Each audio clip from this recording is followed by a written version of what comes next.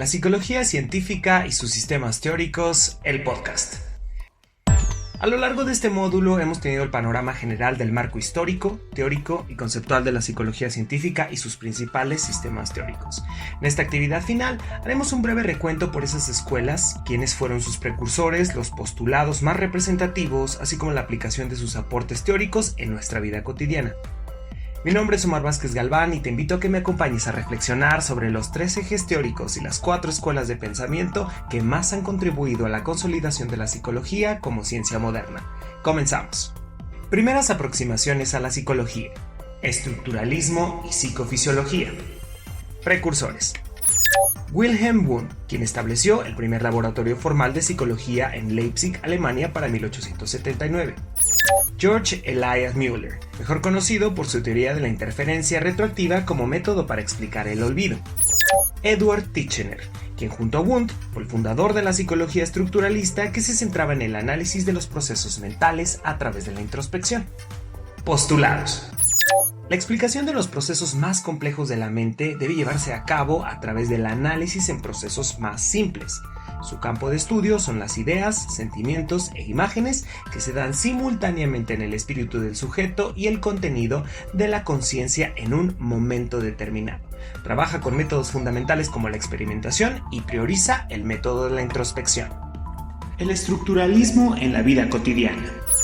Cuando mis compañeros y yo estamos a punto de realizar alguna evaluación, habrá quienes con tiempo hayan estudiado y preparado su examen.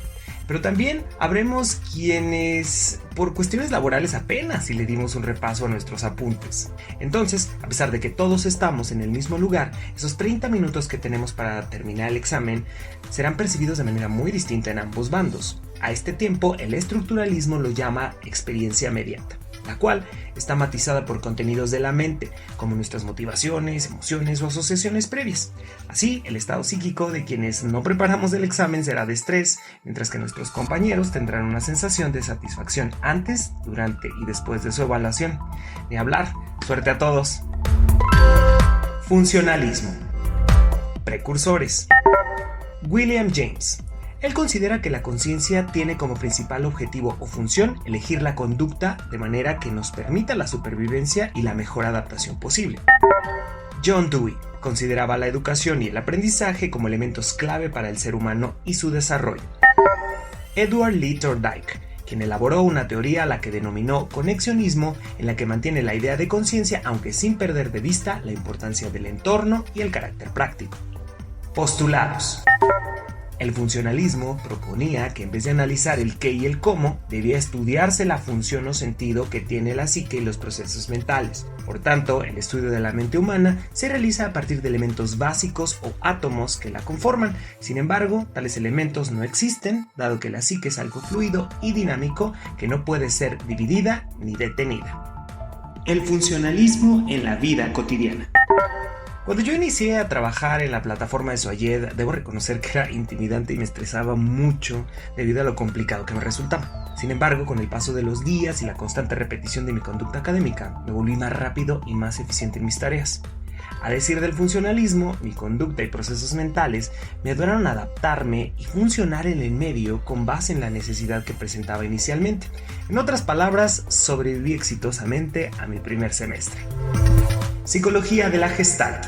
Precursores: Max Wertheimer creó el fenómeno phi, que conforma la base de la psicología de la Gestalt y fue el primero en estudiar la organización perceptual. Kurt Kafka, quien creía en el aprendizaje temprano, al que consideraba como aprendizaje sensorio-motor, mismo que ocurre después de una consecuencia.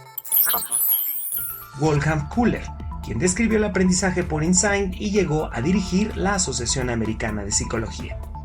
Postulados. Dentro de sus aportaciones teóricas encontramos la ley de la buena forma, según la cual lo que percibimos con mayor exactitud y rapidez son aquellas formas más completas, pero al mismo tiempo más simples o más simétricas. También tenemos la ley de figura-fondo, donde no podemos percibir una misma forma como figura y a la vez como fondo de esa figura. Está también la ley de la continuidad, donde si varios elementos parecen estar colocados formando un flujo orientado hacia alguna parte, se percibirá como un todo. Y también podemos mencionar a la ley de la proximidad, donde los elementos próximos entre sí tienden a percibirse como si formaran parte de una unidad. Psicología gestaltista en la vida cotidiana. Muchos de nosotros somos partidarios de comprar y utilizar marcas cuyos logotipos podemos reconocer en todo momento. Tomemos por ejemplo a la marca de tecnología Apple, cuyo icono es reconocido mundialmente por esa manzanita mordida que a todos se nos graba en la memoria. Bueno, pues a decir de la psicología Gestalt y su ley de la buena forma, el éxito en la memorización de su marca se debe a la simplicidad de sus formas que a nuestro cerebro le parecen más atractivas y fáciles de integrar. Acompáñenme ahora a revisar las escuelas psicológicas más representativas. El psicoanálisis. Precursores. Sigmund Freud. Aunque algunos autores insistan en considerarlo el padre del psicoanálisis, la realidad es que sus trabajos fueron enfatizados debido al nivel de controversia que generaban sus enfoques de estudio, particularmente la sexualidad. Gottfried Leibniz, conocido como el primer filósofo en lanzar el tema del fondo inconsciente del alma. Theodor Fechner, considerado el padre de la psicofísica, él aseguraba que lo físico y lo espiritual no eran elementos separados, sino que reflejaban caras diferentes de una misma realidad. Carl Jung, fundador de la escuela de la psicología analítica, también llamada psicología de los complejos, fue una figura clave en la etapa inicial del psicoanálisis. Postulados. Según la teoría psicoanalítica de Freud, existen 3 niveles de conciencia. El primero de ellos es el consciente, una región de la mente que incluye los contenidos mentales de los que estamos conscientes en todo momento. El segundo es el preconsciente, esa zona de la mente que almacena información para posteriormente poder ser llevada de manera voluntaria al consciente. Y finalmente tenemos al inconsciente, es decir, aquellos impulsos, deseos o instintos que no conocemos directamente y cuyas emociones están asociadas a los traumas. Esta corriente de pensamiento presenta también una nueva formulación estructural del aparato psíquico donde aparecen 3 fuerzas que se relacionan dinámicamente y constituyen la personalidad total del hombre. En primer lugar tenemos al ello, que es una instancia inconsciente que contiene todas las pulsiones y se rige por el principio de placer.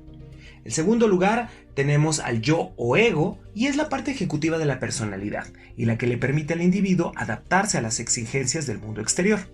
En tercer término hablamos del superyo o superego, y se trata de la instancia que representa las normas morales e ideales. Su función es la de la censura. Otro de los conceptos fundamentales en la teoría del psicoanálisis son los mecanismos de defensa, definidos como procedimientos que mantienen el equilibrio psicológico pero de manera inconsciente frente a la ansiedad o angustia que resultan de la representación de alguna pulsión, ya sea sexual o agresiva, la transgresión de algún código moral o un peligro externo real. El psicoanálisis en la vida cotidiana. Traigamos a colación justo estos últimos días del semestre, en que nuestra carga académica se vuelve muy pesada y los exámenes y tareas nos angustian demasiado. Esa sensación de estrés constante no es para nada placentera y muchos de nosotros preferimos evadir esa angustia a través de la realización de otras tareas que nos resulten más placenteras. Los psicoanalistas podrían decirnos que estamos activando el mecanismo de desplazamiento para intentar solucionar el malestar que producen tantas tareas. El resultado, bueno, ese ya nos lo compartirá el profesor en la tabla de calificaciones. Reflexología rusa. Precursores.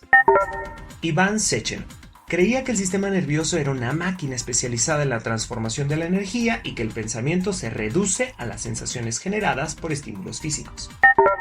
Vladimir Bechterev aseguraba que la experiencia quedaba plasmada en los centros nerviosos cerebrales por una huella que será reforzada o inhibida por las respuestas. Iván Petrovich Pavlov, médico cirujano cuyas investigaciones se enfocaron en la fisiología de la circulación sanguínea, el estudio de las glándulas digestivas y posteriormente el estudio de los reflejos condicionados. Postulados. La teoría del condicionamiento clásico de Pavlov señala que un estímulo incondicionado provoca una respuesta incondicionada, porque induce una respuesta sin ningún tipo de aprendizaje. En el caso de los experimentos de Pavlov, era polvo de carne el que fungía como estímulo incondicionado y la salivación de su perro era la respuesta incondicionada. Pero al relacionar un estímulo neutro más el estímulo incondicionado, Pavlov se dio cuenta de que se sigue provocando una respuesta incondicionada. Así, él utilizaba el sonido de una campanilla como estímulo neutro previo al polvo de carne. La respuesta era casi la misma, la salivación inmediata de su perro. De esta manera, mediante la repetición de ambos estímulos, se provocaba que el estímulo neutro se convirtiera en un estímulo condicionado, que a su vez produciría una respuesta condicionada, mediante la asociación sin necesidad de tener presente el estímulo inicial. Finalmente, el simple sonido de la campanilla hacía salivar al animal sin necesidad de usar el polvo de carne como estímulo en el experimento. La reflexología rusa en la vida cotidiana. Yo durante varios meses estuve ayudando a un integrante de mi familia en su recuperación hospitalaria.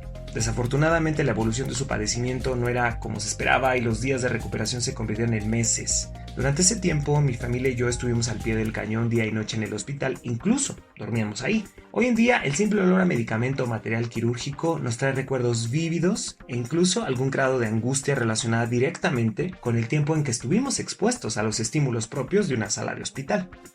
Psicología rusa. Precursores. Lev Vygotsky en la escuela de Moscú explica que el conocimiento no llega con el nacimiento, sino que se construye a partir de nuestro ingreso a la sociedad. Por su parte, Vladimir Myasishchev en la escuela de Leningrado, y cuyos estudios daban vital importancia a los factores sociales, así como a las condiciones en que se da el proceso de comunicación interpersonal. Por su parte, Dmitry Uznadze en la escuela georgiana matizó la diferencia funcional entre el set actual, referido como una tarea concreta, y el set disposicional, que forma parte del sistema de la personalidad. Postulados. El materialismo dialéctico de la psicología rusa se fundamenta en la idea básica de la actividad, donde la participación activa implica necesariamente desarrollo. El estudio de la actividad humana tendrá así que atender tanto al sistema de conexiones y relaciones del tipo individual como social. Además, exige estudiar los fenómenos en sí mismo, en su conjunto como un todo, sin tratar de descomponerlo en sus partes. La psicología rusa en la vida cotidiana. Para la teoría del desarrollo sociocultural, el papel de la zona de desarrollo próximo es clave en el aprendizaje de las personas. Por ejemplo, para aprender a utilizar las tecnologías de la información y a aplicarlas en mis trabajos académicos, fue necesario, por un lado, estar expuesto a una situación, es decir, mi necesidad de cumplir con los requerimientos establecidos, y por otro, interactuar con mis profesores, tutores o incluso compañeros expertos en el tema para aprender de sus conocimientos y su lenguaje social. Es decir, si yo no necesitara aprender a editar un video o diseñar una infografía, no entendería ni aunque me lo explique un experto en audiovisuales. ¿Por qué? Simple, no tengo la necesidad ni disponibilidad de aprender. Psicología norteamericana. Conductismo. Precursores. Edward Lee Thorndike, quien a través de su psicología animal propone un estudio experimental de los procesos asociativos animales, observando y cuantificando su conducta en situaciones de laboratorio. John Watson esboza un programa de psicología conductista que elimina la conciencia como objeto de estudio y a la introspección como su método. Frederick Skinner. Sus mayores aportaciones a la psicología las realizó a través del método de condicionamiento operante y la teoría del aprendizaje. Postulados. Dado que para el conductismo la psicología es una división de la ciencia natural que toma a la actividad humana y su conducta como objeto de estudio, formula leyes y principios a través de la observación sistemática y la experimentación. El conductismo ofrece así un esquema unitario de la respuesta animal y no divide entre conducta animal y conducta humana. La conducta del hombre constituye tan solo una parte de su campo total de investigación. Uno de los conceptos más importantes del conductismo es el propuesto por Skinner y se trata del condicionamiento operante, entendido como el proceso por el que la frecuencia con que se presenta una conducta queda modificada por sus consecuencias. Así, la probabilidad de aparición de una conducta operante está determinada principalmente por los hechos que sucedieron después de realizar esta conducta en el pasado. El conductismo en la vida cotidiana. Durante el tiempo que estuve trabajando con mi terapeuta, me propuso hacer una especie de contrato mediante el cual me proponía realizar o dejar de realizar ciertas actividades que me producían estrés y ansiedad excesiva en el día a día. Así, se detallaban las consecuencias en caso de que se cumplieran o no las condiciones acordadas en ese contrato. De esta manera, mediante reforzamiento o castigo de algunas conductas detectadas, pude avanzar en el tratamiento del estrés que ya estaba causando estragos en mi sistema digestivo e incluso en mi capacidad de dormir adecuadamente. Es así como llegamos al final de este episodio. Sin duda, la historia de la psicología como ciencia moderna ha tenido una gran cantidad de aportaciones que la han llevado, por una parte, a confrontaciones y diferencias muy marcadas y por otra parte, a una constante búsqueda de explicación respecto a los fenómenos psicológicos que han enriquecido sustancialmente las teorías que en la actualidad operan. Todo bajo la premisa histórica de que el ser humano y la sociedad vivirán en constante evolución y la ciencia de la psicología tendrá la responsabilidad de evolucionar con ellos. Hasta la próxima.